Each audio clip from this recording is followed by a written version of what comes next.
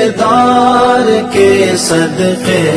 تیری گفتار کے صدقے، تیرے کردار کے صدقے، تیری گفتار کے صدقے، کیے ہیں تو نے جو ہر ایک سے مینار کے صدقے، تیرے کردار کے صدقے، تیری گفتار کے صدقے، میرے مرشد میرے راہبر میرے قائد جلالی ہیں، میرے مرشد میرے راہبر میرے قائد جلالی ہیں، کہیں پہ خارجی تڑپا کہیں پہ رافضی چیخا، کہیں پہ خارجی تڑپا کہیں پہ رافضی چیخا، کیا کل کے رضا سے جو میں ہر اس وار کے صدقے، میرے مرشد میرے راہبر میرے قائد جلالی ہیں، میرے مرشد میرے راہبر میرے قائد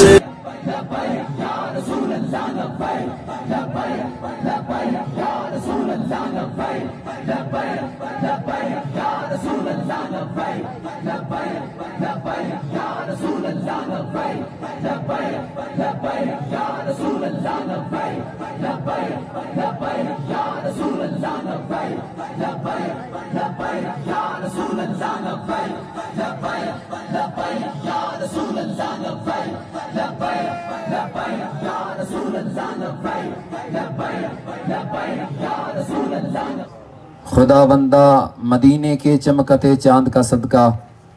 بنا دے اپنے آصف کو حصہ ختم نبوت کا۔ اس موقع پر اپنے بھائی مجیب الرحمان صاحب اور ان کے والد گرامی محترم الحاج غلام فرید صاحب،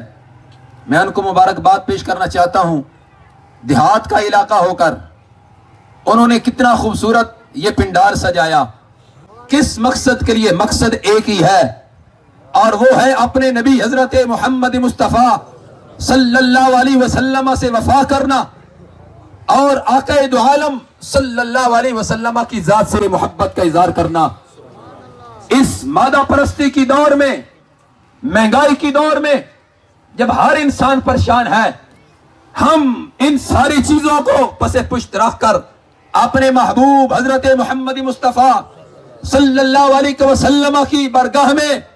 یہ عرض کر رہے ہیں، یا رسول اللہ صلی اللہ علیہ وسلم، مہنگائی ہم سے برداشت، یہ بھوک، یہ گرمی کی شدت ہم برداشت کر لیں گے، مگر یا رسول اللہ آپ کی ختم نبوت پہ حملہ کرے گا ہم وہ نہیں برداشت کریں گے، جو ناموس رسالت پہ حملہ کرے گا ہم نہیں برداشت کریں گے۔ سارا ماحول اگر ہمارے مخالف ہوتا ہے ہو جائے، مگر آخری سانس تک سرکار کی ناموس پہ، ختم نبوت پہ یوں پیرا دیں گے اور یوں کردار ادا کریں گے جیسے ہمارے اسلاف نے کیا ہے، جیسے امام نورانی نے کیا ہے، جیسے حضور تاجدار گولڑا نے کیا ہے، جیسے مولانا عبدالستار خان نیازی نے کیا ہے، اور انشاءاللہ یہ کردار ادا کرتے کرتے دنیا سے چلے جائیں گے، ہماری آنے والی نسل بھی یہی کردار ادا کرے گی۔ خدا کی قسم آج کے دور میں بھی جس دروازے پہ لفظ بریلوی لکھا ہو، ساری زندگی کوئی بد عقیدہ اس دروازے سے داخل نہیں ہو سکتا۔ اعلی حضرت ہاتھ اٹھا کے عشق و محبت، عشق و محبت، عشق و محبت، عشق و محبت، علم و حکمت، علم و حکمت، یہ ہے امام احمد رضا کا کام، اور یہی وہ نظریہ ہے جس کی بنیاد پہ تمہیں سرکار کے ہاتھوں سے حوض کوثر کا جام نصیب ہوگا۔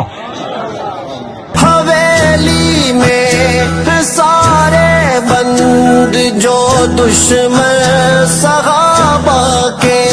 حویلی